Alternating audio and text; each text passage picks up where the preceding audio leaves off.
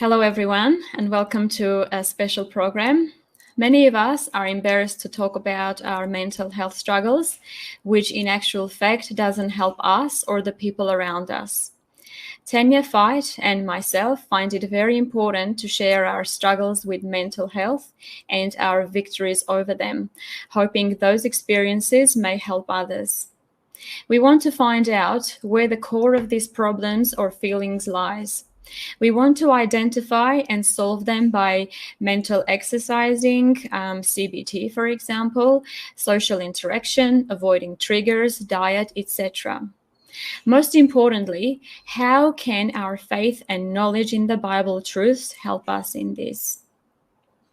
We want to raise awareness about certain mental health conditions, not to condone the behaviors or the expressions associated with those conditions, but to help our viewers recognize the signs and symptoms of certain mental struggles.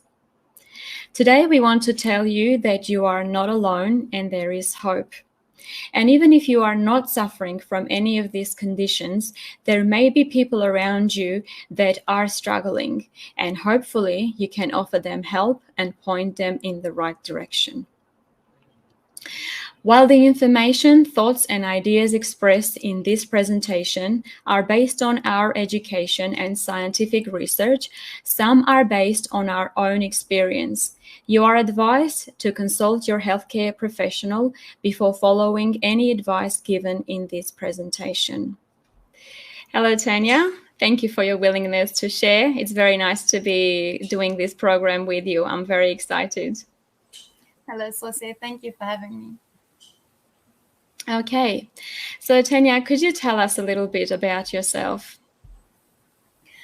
When I was living in the UK, I completed a counseling diploma through the Institute of Natural Healing, and I also completed a herbalism diploma through the BSY group and a vegetarian and vegan nutritional therapy diploma.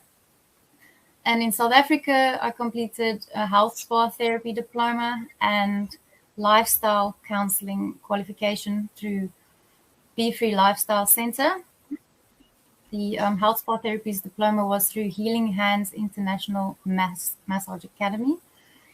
My idea was to combine these qualifications in order to help people who are struggling with mental health problems, since I struggled with mental health problems from a very young age. And because I knew how it feels to suffer like that, I developed a compassion for other people who are suffering too.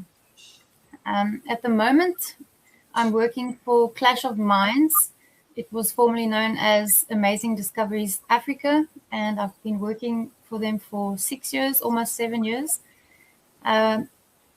For the first 6 years, I was employed to answer all the incoming questions about, Bible prophecy, any kind of questions that came in. But my interest really was on the spiritual or the mental and emotional questions. And so my position has now changed. I'm now doing editing, and I've started my own website. It's called Mental Discoveries. It's www.mentaldiscoveries.co.za. And with this website, I've put all the information on there that I've collected over the years and all my experiences in order to help others who are suffering from mental health problems. Very nice. And it's interesting that people very often, when they suffer from certain conditions, they become professionals in that area to help others. So can you tell us as well, Tanya, why you decided to share your testimony today? The reason why I decided to share my testimony is because I feel like I have all this experience from all the years of struggling with symptoms, and I put so much effort into trying to overcome all these symptoms. And if I can share it with other people, I'm hoping that these experiences will help others, or at least give them some kind of a guideline as to how they can overcome their symptoms. Yes, absolutely. Very good. So we can start with a word of prayer, and then you can share your testimony with us. Dear Lord, we want to thank you today for the opportunity to come together and to discuss mental health and to share our experiences. And if that can help someone, then let your will be done and let people find courage and hope. And also let our experiences serve as a guide, and let them follow the advice that you have given with mental health and with physical health as well, because we know that they are connected. We thank you so much again. We ask you to speak through us, and we ask all these things in Jesus' precious name. Amen. Thank you.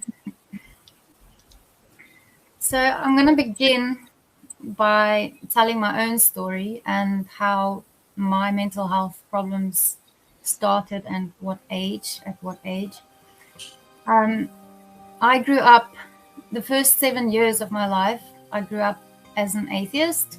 My parents were not Christians. And in the first 7 years, I didn't even know that God existed. I'd never heard of a God before.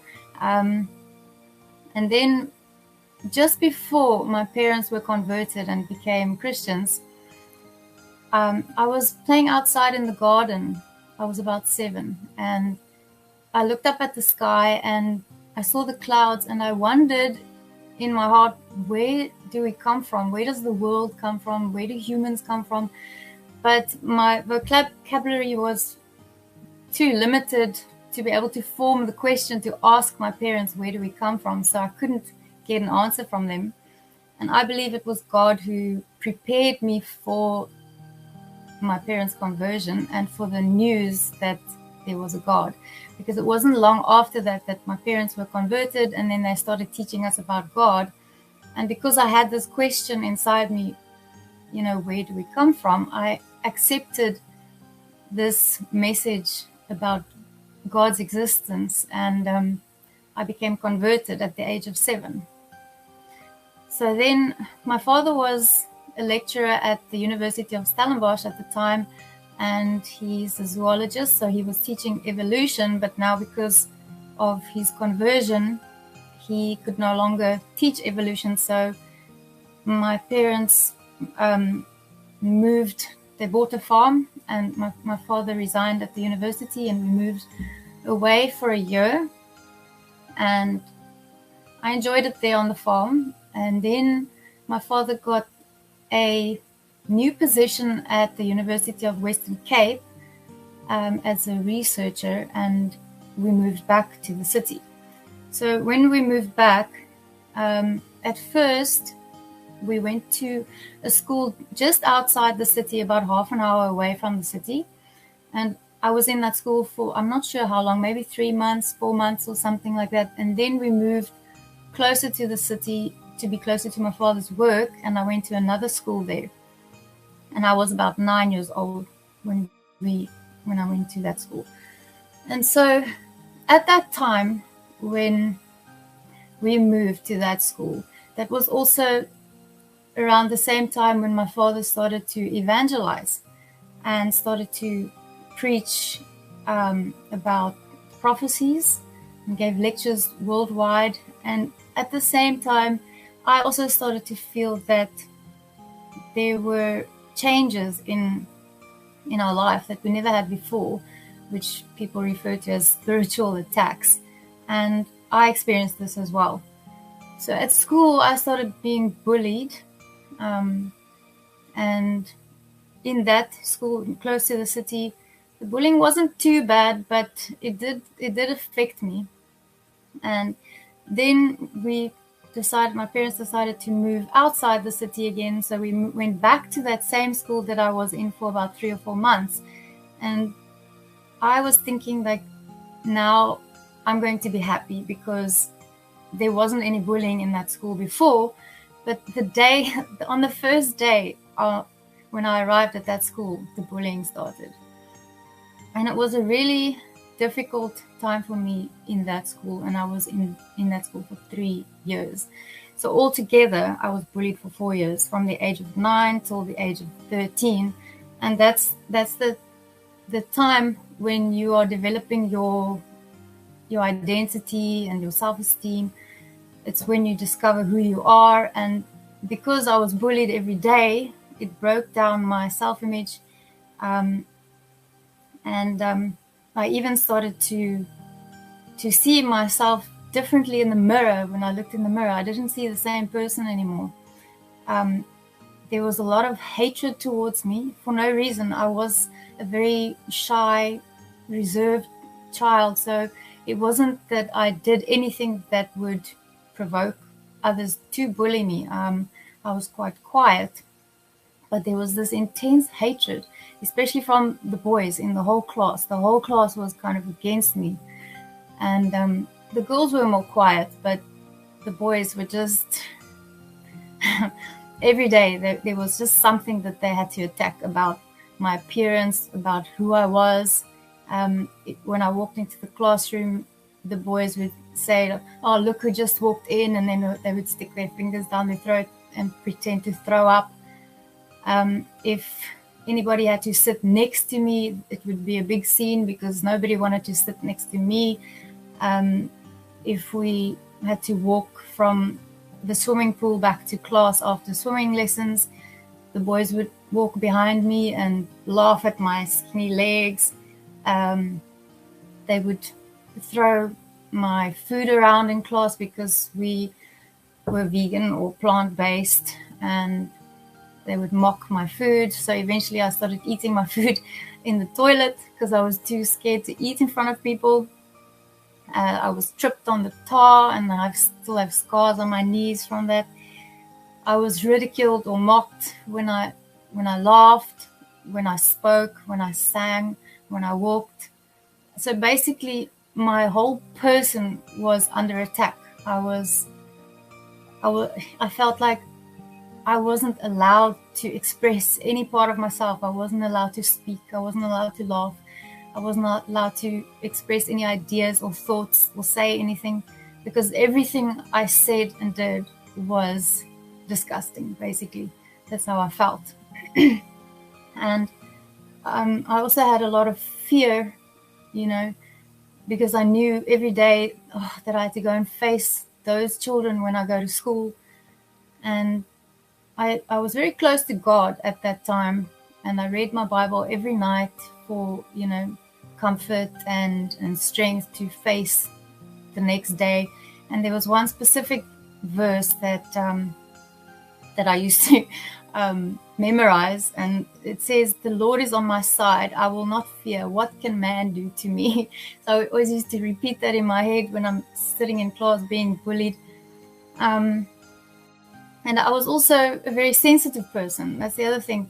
You actually get a term called highly sensitive person, HSP, and people who are highly sensitive like that, they're not only sensitive on an emotional level, but also sensitive to noise, sensitive to light, sensitive to a lot of busyness. And I'm also what people call an empath, where you absorb people's emotions and their energies, whether they are, if they have a very high energy, it can affect me and make me feel nervous. If they have a calm energy, it makes me feel more calm. And I also started to realize that I was struggling with my schoolwork. I was struggling to understand what the teacher was saying when she gave class. I was struggling to understand what people were saying. I couldn't follow their conversations.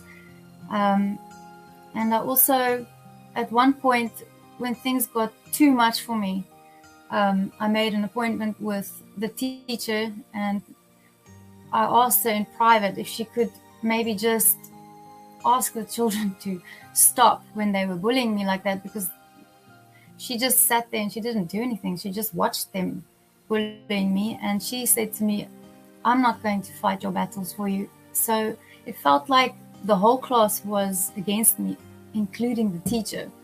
And when I didn't understand my schoolwork, she would come and stand behind me and hit my back with a ruler over and over and shout at me. And say, for example, in maths class, she would say, "Where's your formula? Where's your formula?" And she would hit me over and over.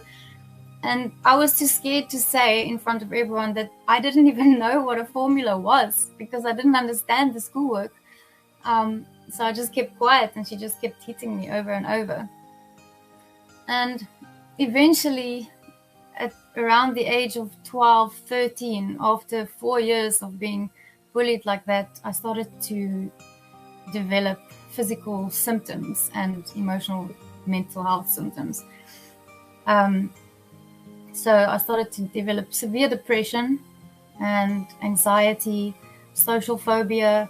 I had a phobia for eating in front of people. I used to hide myself in the toilet. I had insomnia, couldn't sleep at night, and then I would be awake the whole night at home. And then I would hear my parents' alarm going off, and then I had to get up and go to school, and then I couldn't stay awake in class because I was so tired. I started to develop symptoms of, body dysmorphia. There's a condition called body dysmorphic disorder, where you focus really obsessively on certain body parts and you think that they are a lot worse than what they actually are. So my nose was one of the features that I really hated, and I started to obsess about, because that was one of the things that I was bullied about. And my legs was the other thing. There was also a time where I thought, but maybe I'm just unlucky with this class. Maybe because I wasn't bullied before in any other school besides the one just before that. I thought maybe I'm just unlucky. But then I started to have the same kind of attacks outside of school. Like, for example, there was this boy when I was about 13. I was at my friend's house and we were standing outside. It was dark outside, and she went inside quickly, and he came and spoke to me, and he was flirting with me, and he came closer, and I didn't really react or do anything strange or wrong to deserve any kind of lash out. But when he came closer to me, he laughed in my face and he said to me, "Did you really think that I would have gone for you? Maybe if you sawed some of your nose off, I would have gone for you." And so these experiences inside the school and outside the school became evidence to me that there was something really wrong with me, and I started to believe that the problem is me. And I also started to have digestive issues, nausea, stomach cramps, digestive problems and so on. And then at the end of primary school, when I turned 13, we obviously went to high school, and then I wasn't with the same group of children anymore. A lot of them went to other schools and so on in high school, but the damage was done. It didn't really matter to me that I wasn't bullied anymore in the high school, because I was already damaged. And so my symptoms, I just got worse the older I got. By the time I was 15, I had extreme anger outbursts. I started to self-medicate with substances because I needed something to take the pain away, and I didn't know what else to do. I had extreme mood swings, emotional instability, emotional dysregulation, identity issues, impulsiveness, interpersonal problems, problems in my relationships. And as time went by, it got even worse. At the age of 18, I was hospitalized for the first time for my condition because of a impulsive, self-destructive act. So I first went to the emergency and I stayed there overnight, and in the morning after I was stabilized, they transferred me to the psychiatric hospital, and there I received treatment, but it didn't help because I didn't want to open up to that psychologist because he made me angry, so I just completely closed up, and I was released, but with no difference. Then as time went by, around the age of 23, I started to experience physical symptoms like a lot of backache, like severe backache, especially my lower back, chills every day, chronic chills and sweating. I had panic attacks, paranoia, really bad paranoia. I was very sensitive to noise, even more than I was when I was younger, and movement, a lot of busyness. I couldn't handle it because my nervous system wasn't doing well. So, for example, if I was at a place where there were children running around and screaming and playing, I couldn't. It felt like I wanted to explode and just tell them to stop because my nervous system couldn't handle it. And then I also, at some point, my memory started to really get bad. So if say, for example, I had to go to the shop and I only had to remember 3 things on my shopping list, if I only had 3 things to buy, I wouldn't remember it. I had to write down those 3 things, otherwise I would go blank. And in that time period, I also started to forget things. Like I would leave the tap running, and I would go to my room and work on the computer for an hour, and then I'd go to the kitchen and find the tap running completely full open for the last hour, or I would leave the iron on, or the stove, or the heater when I go out. And because of this, I started to develop like OCD, obsessive compulsive symptoms, with repetitive checking. I had to check the stove like 20 times before I went out, and everything else, the plugs, make sure that there's nothing that I could have left on. And even after checking it so many times, I would get in my car, drive, and when I'm at the first stop street, my brain would tell me, no, it's not off. Then I'd have to turn around, go back, go check it another 10 times. And eventually it was just like, okay, I'm not even going to go to town anymore. I can't even leave the house anymore. That's how bad my paranoia and stress symptoms started to become. Then when I got older, around the age of 32, I started to develop hypomania symptoms. It's a milder form of the full-blown mania that people with bipolar type 1 get. I had the bipolar type 2 symptoms with very severe depression episodes.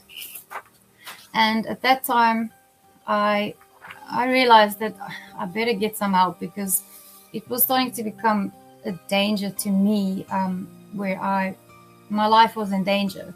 Because of these episodes, I could, end up behaving in ways that could end my life.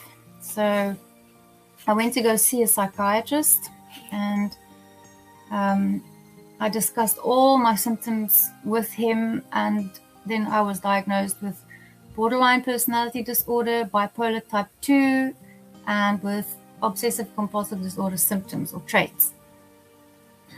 So I'll just quickly go through the symptoms of those 3 disorders. So borderline personality disorder has 9 symptoms, and you need 5 out of the 9 to be diagnosed with borderline personality disorder. And I had all of the 9.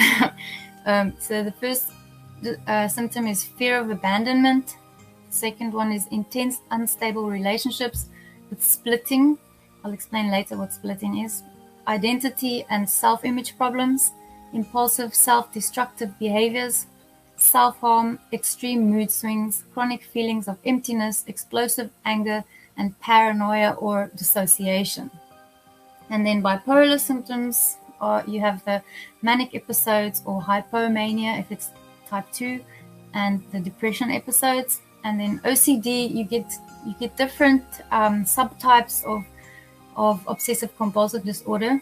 One of the most common ones are the ones where people are very anxious about germs, where they have to wash their hands, say 20 times a day, like I was doing with the repetitive checking. But that was not the subtype that I had. I had the repetitive checking, and I had hypochondria. Sometimes I had some hypochondria episodes because I was so worried about these physical symptoms, the chronic chills and all that, that I was always worried, what kind of a disease do I have? And I was often went for blood tests and nobody could find anything. And I also had the intrusive thoughts, the ruminations, and obsessive thoughts and perfectionism. So I tried many different types of treatments over the years, and I really tried very hard to get my symptoms under control. I was very dedicated to taking my medications every day at the same time. If it wasn't helping, I went back to the doctor. I went to see so many different doctors in my lifetime. I had so many blood tests done to try and rule out any other underlying conditions.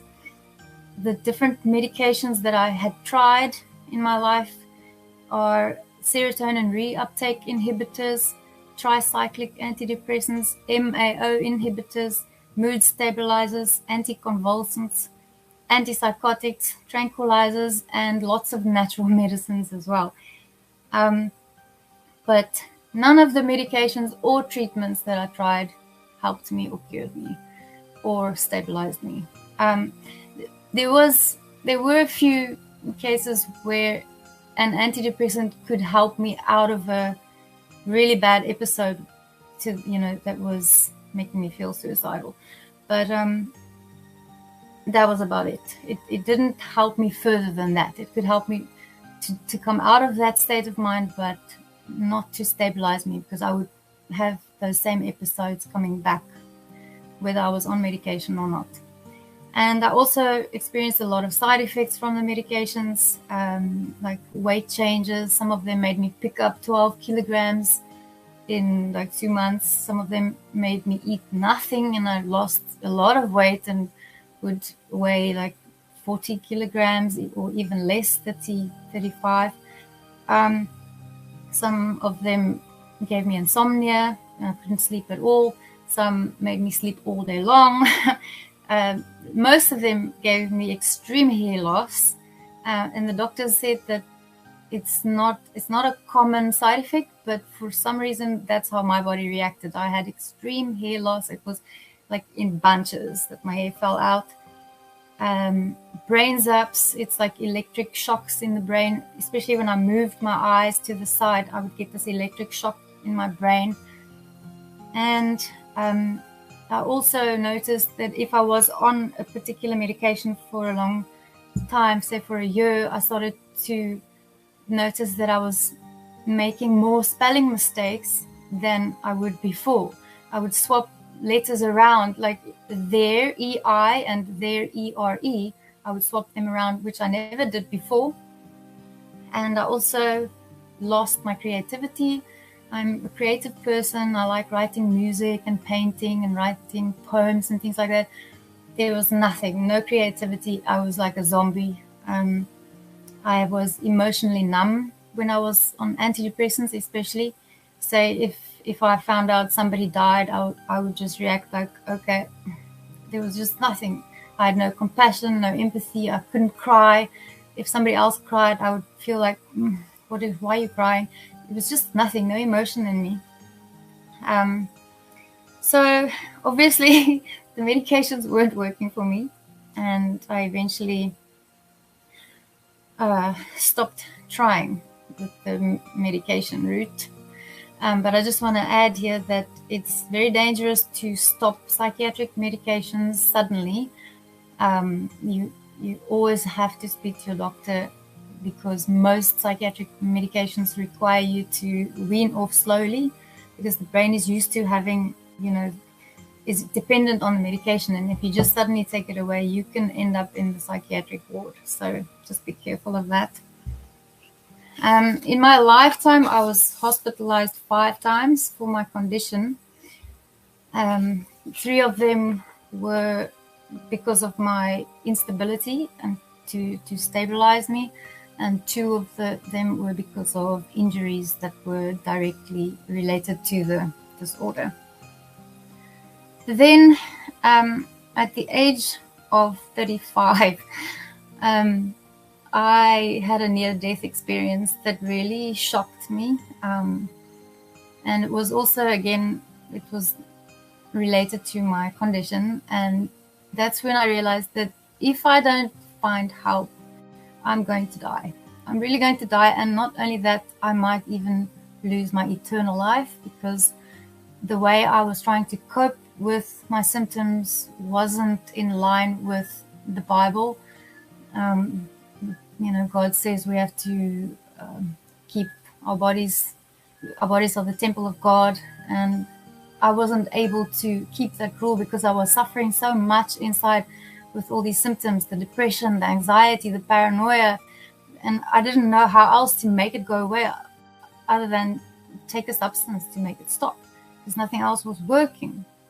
And so I knew that I had to turn to God for help, because I had tried everything. I went to psychiatrists, I went to doctors, to GPs. I tried all the medications that's available, and where else could I go? What else could I do other than go to God? He had to have the answer. So I prayed, and really earnestly prayed, and said to God, what must I do now? Because now I've really tried everything. And so after that prayer, he impressed me to start doing research. Now, me, I'm not an academic person, and research is very difficult for me because I struggle to understand, how can I say, scientific terms and so on.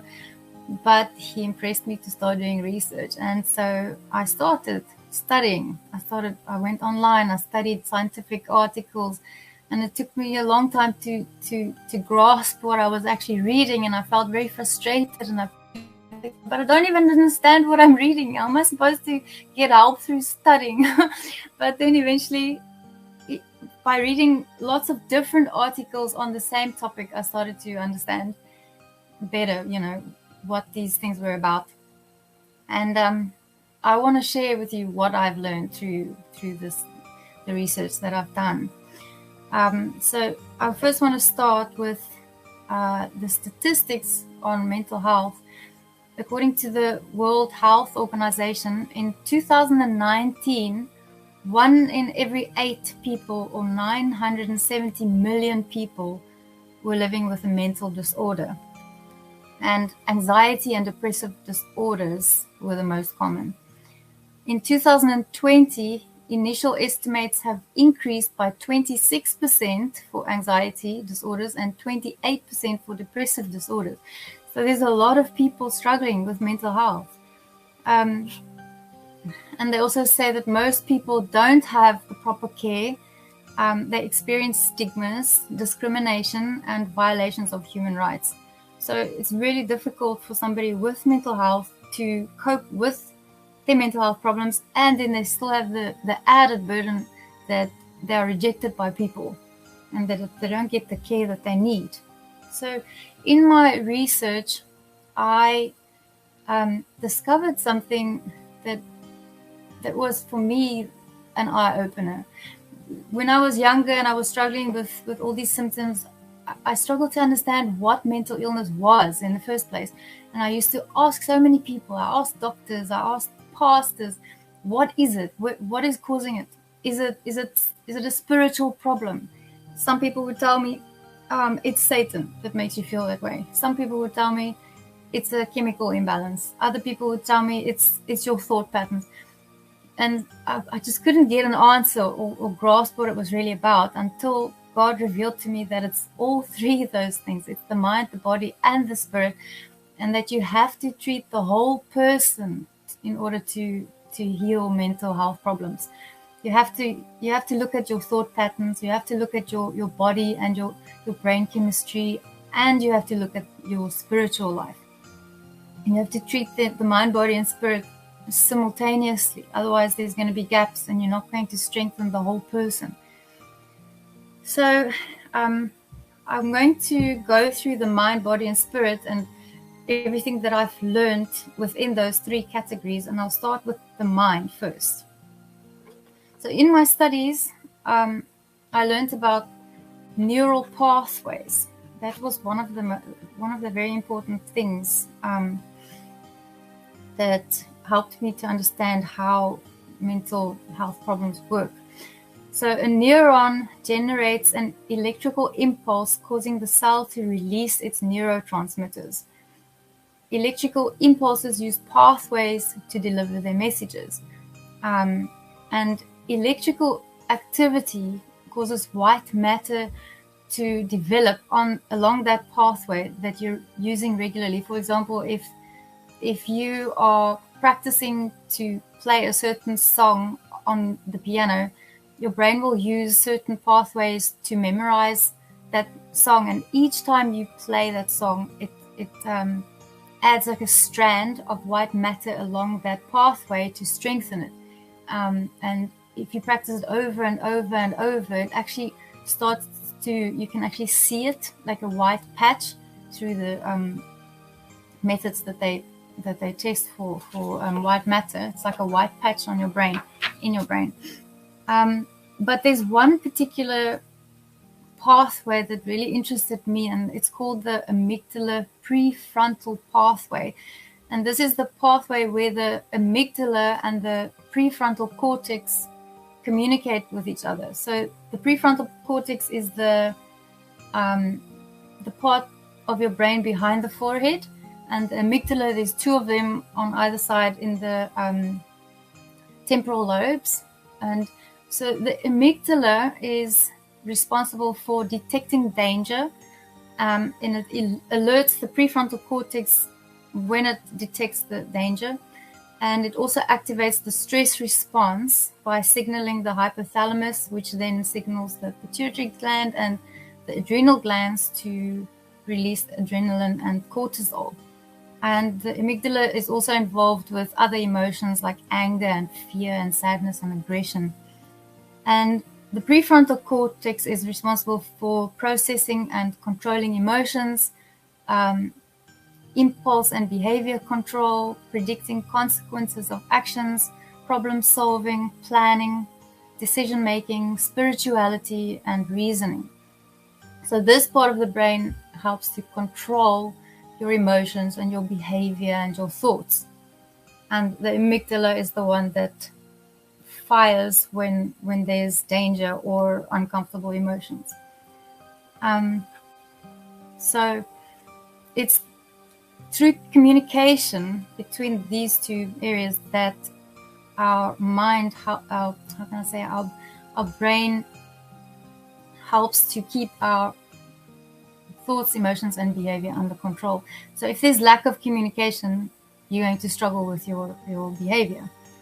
So there's this article, Traumatic Experiences Disrupt Amygdala Prefrontal Connectivity, by Dong Hoon Oh, a researcher from the Department of Psychiatry at Hanyang University in Korea.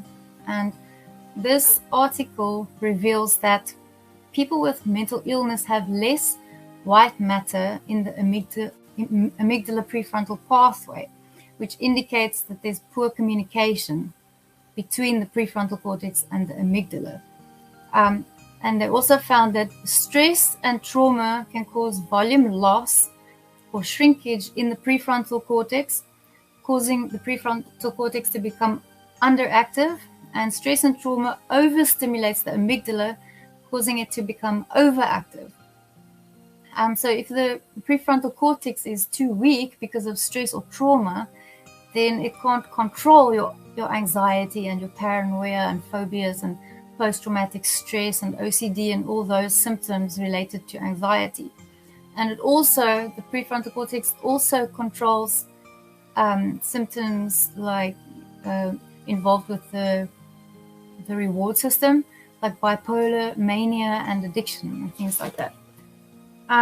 But there is, fortunately, something that can be done about the prefrontal cortex being too weak to deal with the signals coming from the amygdala, and that is to strengthen the prefrontal cortex, to calm the amygdala, and to encourage communication between the prefrontal cortex and the amygdala.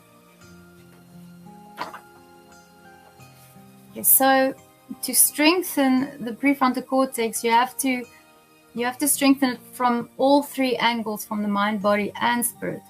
So from a mental angle, you can strengthen the prefrontal cortex through word and memory games, puzzles, cooking, learning, such as a language, an instrument, or a skill, maths, not my strong point, problem solving, decision making, planning, setting goals, and avoiding certain types of television programs, video games, books, and music that weaken the prefrontal cortex. And then from a physical angle, you can strengthen the prefrontal cortex through proper nutrition, exercise, water, sunshine, temperance, fresh air, and rest, and avoiding substances such as caffeine, cocoa, sugar, sweeteners, flavor enhancers, colorants, preservatives, alcohol, nicotine, and recreational substances. But I'll go into more detail on those things a little bit later. Then from a spiritual angle, you can strengthen the prefrontal cortex by reading the Bible, praying, spending time in nature, spending time with God. The Bible promotes healthy beliefs, thoughts, feelings, and behaviors. And a relationship with God promotes love, kindness, forgiveness, compassion, empathy, good morals, good values, and a healthy conscience. Then to calm the amygdala, you also have to treat it from all three angles. From a mental angle, you can use strategies for emotional triggers, which I'll get into later. Correct faulty beliefs, process and resolve trauma, process and resolve negative emotions, positive thoughts, holidays, enjoyable activities, relaxing, such as massage or even breathing techniques, socializing, creativity, and avoiding triggering activities such as unhealthy types of television programs, video games, books, and music. From a physical angle, it's the same as before: nutrition, exercise, water, sunshine, temperance, air, rest, and also spending time in nature near rivers, rocks, running water, forests, where negative ions are, because they have a calming effect on the mind, and nature sounds as well. Spending time outside, where you can hear the crickets and the birds, that's got a calming effect on the amygdala. And also avoiding substances that stimulate the stress response, like caffeine, sugar, sweetness, cocoa, flavor enhancers, colorants, preservatives, alcohol, nicotine, and recreational substances. Then from a spiritual angle, you can calm the amygdala by reading and praying, reading the Bible and praying, spending time in nature and time with God, trust in God. And then I have a few verses here. All things work together for good to them that love God, to them who are called according to his purpose. Romans 8 verse 28. And do not be anxious about anything, but in every situation by prayer and petition with thanksgiving present your requests to God, and the peace of God, which transcends all understanding, will guard your hearts and your minds in Jesus Christ. So this is, the amygdala is connected to anxiety disorders like OCD and post-traumatic stress disorder and so on. But there's also, if you want to calm the reward system in case of bipolar and addiction, you can also apply these same mind, body, and spirit principles that we just discussed.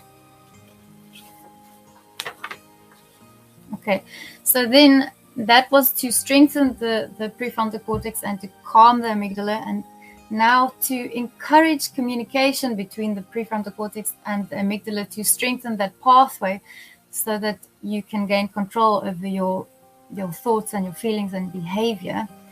There is a therapy called cognitive behavioral therapy. So basically, in cognitive behavioral therapy, you learn how to recognize your thoughts, feelings, and behaviors. So in other words, if each one of us, we have core wounds. Say, for example, my bullying. These core wounds create beliefs. For example, people don't like me. then these beliefs create thoughts like, for example, if somebody invited me to a tea party, I would think to myself, I don't want to go. I will feel left out because my belief is people don't like me. Then those thoughts will trigger feelings such as anxiety or sadness or worthlessness or loneliness. And the feelings trigger reactions within the body. For example, you'll have a knot in the stomach, maybe even you'll want to cry, and those physical reactions become impulses. And in this case, I might want to run away or go and hide in my room. And the behavior the end result is that I didn't go to the tea party. And this is what cognitive behavioral therapy teaches you, to look at that whole cascade. When you feel angry, for example, that's the end result. That's the behavior. So you have to trace it all the way back to the core wounds. What was the core wound and the beliefs, the thoughts, feelings, body reactions, and the impulses that led to the behaviors. So the other thing that's really important here with the cognitive behavioral therapy is to look at these beliefs that have been created by your core wounds and to change them. So, for example, here, in the past, I would have believed people don't like me. So then I need to challenge that belief and change it into I am a likable person. And then you can also look at evidence around you, because not everybody in your whole life will reject you. There are people who do like me, but because of cognitive distortions, I would have filtered that out and only seen the negative, and I would have kept that belief that nobody likes me. So then I must change that to I am a likable person. So then that will again affect how I think. Then instead of thinking I don't want to go to the tea party, I will feel left out. It might become I wonder if I'll meet someone with similar interests. And then the feelings will be happy and excited and normal body responses and a desire to go to the tea party, and the behaviors will be I went to the tea party. Satan's goal is to target our beliefs, because he knows about this cascade. He knows that when we have negative or false beliefs, that it will affect our whole person, our whole being, our thoughts, feelings, our body, our brain, our impulses, and our behaviors. So that is the part that he is targeting. And then he also offers false solutions for these false beliefs. He will make you feel like nobody loves you and you're nobody, you're a loser, you're ugly, nobody will ever love you. And then he offers you things like substances to try and, to ease the pain. But if you can sort out the beliefs, then you won't have that pain, because you will be settled in the truth about who you are and your self-worth. Besides stress and trauma, there are other factors that can also disrupt the communication between the amygdala and the prefrontal cortex and weaken the prefrontal cortex, that it can't deal with your emotions. And these factors include self-blame or negative thoughts, believing lies, like we just discussed now, faulty beliefs, perfectionism without mercy for self. That's one of the problems that I have, and that ties in with the OCD symptoms, because I developed the belief, if I'm not perfect, I will be rejected, because I was rejected at school because of my imperfections. That's the belief I developed, that I have to always be perfect, otherwise I'm not lovable, I'm useless. So we have to work on that perfection, or whatever the underlying belief is that we have. Then there's cognitive distortions, such as mind reading. Sometimes we'll look at somebody and we'll decide what that person is thinking of us. We'll think like, oh, he's thinking that I'm ugly or whatever. That's mind reading. That is a cognitive distortion. Predicting what other people will say or won't say. Filtering is when we filter the positive things out and only keep the negative as evidence that we are not good enough. Labeling is, for example, if you failed an exam, then you'll label yourself as a failure. I am a failure, instead of just taking it as I failed this particular exam. Personalization is when you give yourself the blame for something. For example, if you're married and your husband gets home and he's in a bad mood, if you have the personalization cognitive distortion, you will immediately think it's my fault. He's mad at me, or I did something wrong, or he doesn't love me anymore.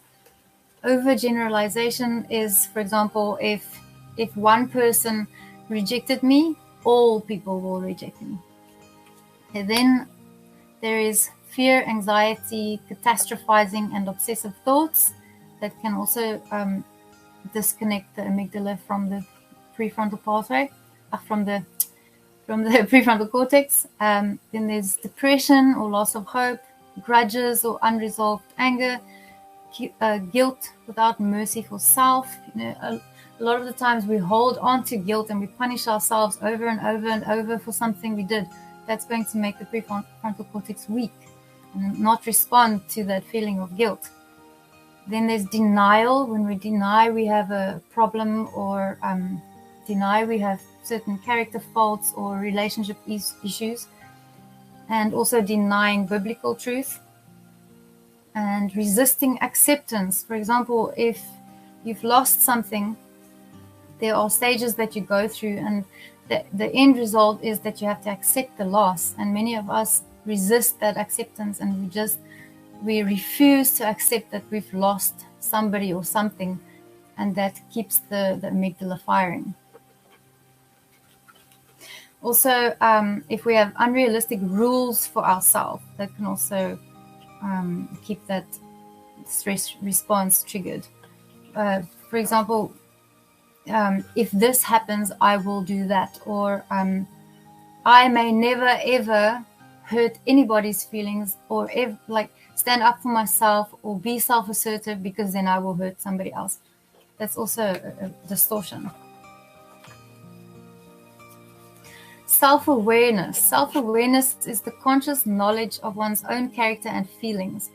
Self-awareness is one of the most important things to have if you want to recover from mental illness, because it's self-awareness that helps you to recognize your symptoms, your mood changes, and your episodes. It helps to recognize the cognitive distortions. It helps you to recognize faulty beliefs, your thoughts, emotions, physical reactions, urges, and behaviors. It helps you to recognize your triggers and your underlying core wounds, your deeper wounds that are triggering all this cascade. Then there was a time when I was going through this bullying that I was struggling with some things at home as well.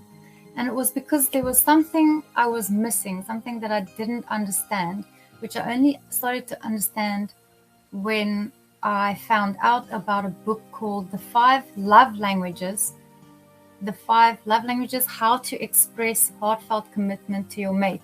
Now, this is written by Gary Chapman, and he's got other books also on the 5 Love Languages, written to parents, how to understand their children's 5 love languages and so on. But this particular one is the one that I read, The 5 Love Languages, How to Express Heartfelt Commitment to Your Mate. And it's a very short, it's a thin book, and it's easy to read. And it helped me to understand that people have different ways of expressing love. And in a family, it can cause confusion if the one person thinks that love should be given and received through words, or another person thinks that love should be given and received through gifts, or through physical affection, or acts of service. And then the last one is quality time. So each person has a favorite love language, a favorite one that they want to give and receive love with. And if different family members speak different love languages, it can make you feel like that person doesn't love you, when in fact they do, but they're just showing it in a different way. So that I encourage people to read that book. It was really an eye-opener for me. And then also there's attachment styles, which is also very important, because it can also make you feel like you're not connecting with somebody within a family. People develop different attachment styles in their childhood due to their experiences, and there are 4 major attachment styles. The first one is secure, the second one is avoidant, the third one is clingy, and the fourth one is push-pull. So a person with a secure attachment style is, he feels secure in a relationship, he feels comfortable to open up about his feelings, he feels comfortable to express his needs, and he doesn't have any insecurities, he doesn't feel, he doesn't fear abandonment, or he doesn't have anxieties, he feels comfortable and secure. A person with an avoidant attachment style avoids opening up about how they feel, they avoid intimacy, they keep people at a distance. People with the clingy attachment style always need confirmation that they are loved. They always need to hear from the other person. They need to be around other people to feel that they are loved. And then there's the push-pull attachment style, where it alternates between the avoidant and the clingy. So sometimes you will push people away and you don't want any intimacy, and then you'll switch over and you'll suddenly need them, and you'll pull them towards you. So it's important to understand what your attachment style is, and also the attachment styles of the family members. I have a link on my website on the resources page under videos. There's attachment styles there. You can go and have a look at that video, and that will help explain it in more detail.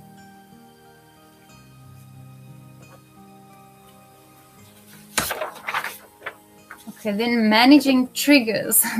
That was one of the most difficult things for me to get control over. So basically, a trigger is an internal or external event that causes an intense emotional reaction, and people who have a weak prefrontal cortex and an overactive amygdala will most likely react through negative thoughts and feelings such as sadness, fear, loss of hope, hatred, anger, that kind of thing, and self-destructive behaviors such as using substances, fits of rage, recklessness, binging, self-punishment, impulsiveness, violence, etc. So I worked on developing strategies for myself that I started to use to gain control over my reactions to triggers. And what worked for me was to deal with a trigger in 2 steps. So the first step is what I call cooling the trigger, and then the second step is cognitive behavioral therapy. Because when I was triggered, say somebody made me angry or somebody insulted me, because I had all these experiences at school, I was very sensitive to criticism or insults or anything that reminded me of the bullying at school. So I would react with extreme rage if somebody said something that triggered me. So for that initial stage, I needed something to first cool me down before I could do any emotional processing. So step 1, there are 4 categories that you can use as a strategy to cool those initial emotions down first, so that you can use the cognitive behavioral therapy. I've got some examples here. For example, if the trigger is loneliness, an old habit might be that you would go and hunt for love, say, for example, at bars or wherever, if you've got that intense feeling of loneliness. But now you want to change that habit, and you want to change your triggers so that you can have healthy reactions to your triggers. And then you put a reminder there for yourself why you want to change this behavior, and put reminders there to help you think differently about your trigger. So if you're feeling lonely and you're feeling, I want to go and hunt for love, then put a reminder, say, for example, love and connection may be scarce, but I can make myself happy. Then there's 4 options there. You don't have to do all 4. You just pick one, because it depends what mood you're in. Sometimes you won't want to use a spiritual strategy. Sometimes you'll rather prefer distraction or an outlet or relaxation. So there's 4 options when you feel loneliness. You can create a spiritual goal. You can do something special for someone else as an outlet. As a distraction, sorry. And then as an outlet, you can go, say, to an animal welfare and show love to a little, like a puppy or a cat that needs love, because it helps to, if you convert what you need and you give it to somebody else, it helps to take that pain away. Or you could go for a massage. So you have to figure out what kind of strategies will work for you, because what works for me might not work for you, but you can work out your own strategies. Here's a few more examples. Boredom. If you're in the habit of indulging in media when you feel bored, you can put a reminder, doing something valuable with my time is more rewarding. And then you can choose either a spiritual strategy, like watching a biblical video online, or a distraction strategy, like washing your car, an outlet strategy, like creating something, or relaxation strategy, going for a walk in nature. So then once your initial reaction, emotional reaction, has calmed down, then you can use cognitive behavioral therapy to resolve the trigger. And I've got an example here. Say, for example, there was this one morning, I got up at 3 o'clock in the morning, and I tried a new recipe for making a gluten-free pie dough, and I spent from 3 o'clock in the morning till 11 o'clock in the morning making these pie doughs, and they flopped. And obviously I was extremely angry. I was triggered, and my end result, my behavior was an anger outburst. But now, because the trigger happens so quickly, you have to go back and look at what happened in slow motion, so that you can train your brain to use cognitive behavioral therapy when you are triggered, so that you can actually stop your trigger from ending up in an anger outburst, for example, in the future. So I've got here the core wounds that were the underlying core wounds that triggered this whole cascade. Was that I was bullied in school because of imperfection, which then created the beliefs that imperfection is unlovable, imperfection is worthless, imperfection is embarrassing, imperfection is devaluation, it's anger, and it's sadness. So when the pies flopped, all these emotions were triggered because of the core wounds that happened in my childhood, that if I'm not perfect, I am unlovable. And that eventually turned to anger and an anger outburst. So then I looked at the body reactions, increased heart rate, flushed face, the impulses. When I felt all those feelings, I wanted to quit my cooking. I wanted to hide the pies. I even wanted to smash the pies. And I felt like shouting. And then my behaviors were, I had an anger outburst and I shouted that I'm not going to give these pies to anyone, and I'm done with cooking. So then I resolved those emotions after the trigger, and I found a way to look at it differently so that it doesn't trigger me in that way in the future. So I said to myself, imperfection is part of being human. I will improve by learning from the experience. Even great artists practice to become better, as well as inventors. Thomas Edison, the famous inventor, said, I have gotten lots of results. I know several thousand things that won't work. So through this exercise, this cognitive behavioral therapy exercise, I trained myself to look at it differently in the future when I fail at something. That it's not the end of the world if I fail. So then the action that I'm going to take in the future is I'm going to keep trying to create a pie dough that I'm satisfied with, and I will remind myself before I do an experiment that failure is okay, because the experience is teaching me something. I am an inventor. And over time, when you practice these strategies, like the cooling strategy and then the cognitive behavioral therapy, you won't need to do step 1 anymore.